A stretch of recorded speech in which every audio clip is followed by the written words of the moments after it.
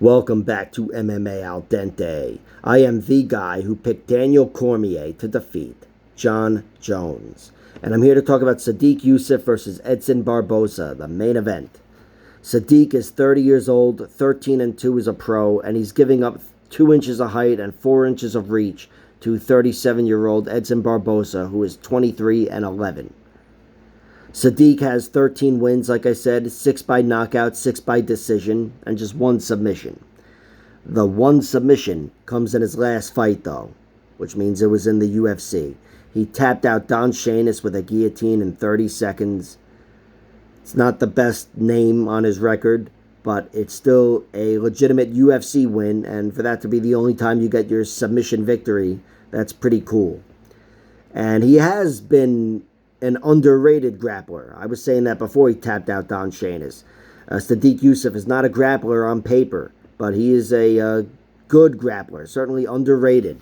We've seen him use his grappling against Andre Fili, which I think is his best victory, and he found a lot of success against Fili on top, mounting him. But that Fili fight is the one fight in which I feel like he was outlasted. Fili outlasted him in round 3. In general, though, that's what Sodiq Yusuff does. He's a guy that always has a strong finish, typically. And famously, I don't know how famous it is, but he did so against Arnold Allen. That's one of his 2 losses and his only loss in the UFC. And it was a really, really close fight. Really close. I did think it went Allen's way. I thought it should have gone Allen's way slightly. But that's under the 10-point must system. You remove that, and it was a very close fight, and Sodiq was the last man standing. Had a really strong round 3 there. He has another loss, and it's by knockout. It's this guy, Luis Gomez, who was going for a throw, and went for a shoulder throw, and Sodiq just face planted on the mat, and it knocked him out. I suppose it's a strike against his chin, but it's not the kind of thing I think is going to happen too often. So, I'd be willing to dismiss that if I were you. But still, he did go out, so whatever. It's a strike against his chin. Speaking of which, he's got a few strikes against some other chins. Knocked out Gabriel Benitez, Suman Mokhtarian in the UFC. He does have 6 TKO wins in his 13 wins.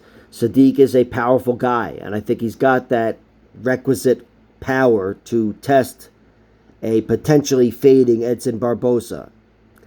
Not that Barboza, is being knocked out left and right like Jens Pulver in the twilight of his career. But Edson Barboza does have 4 TKO losses. We've seen him rocked several other times.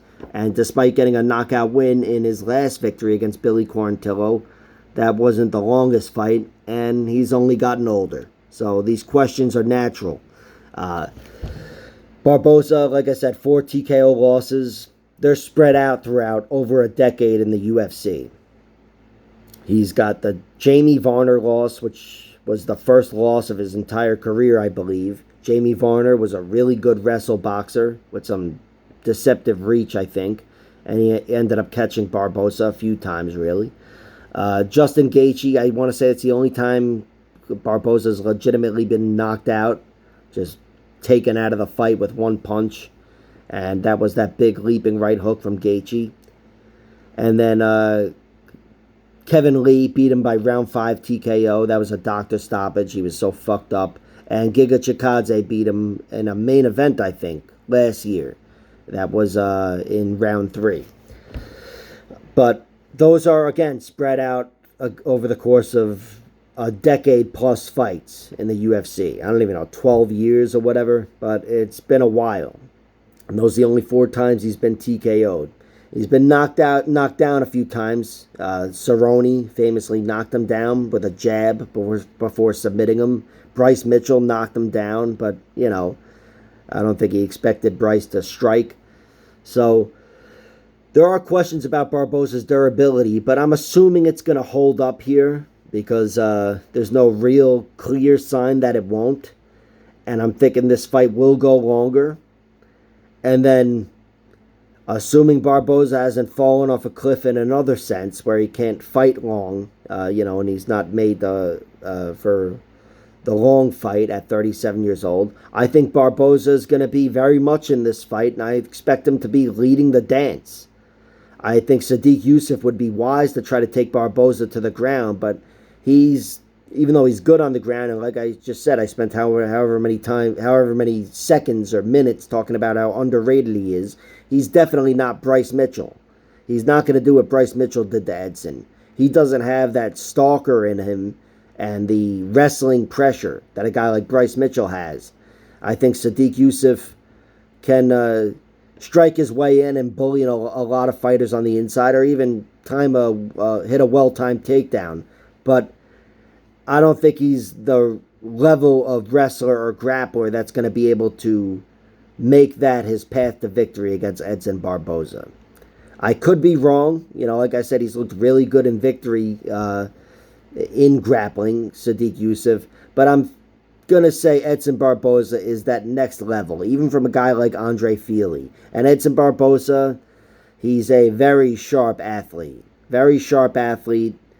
In his prime, I would describe him as explosive. Now he's 37. I don't know if you could be explosive at 37. I'm 37. I'm not exactly ready to fucking explode.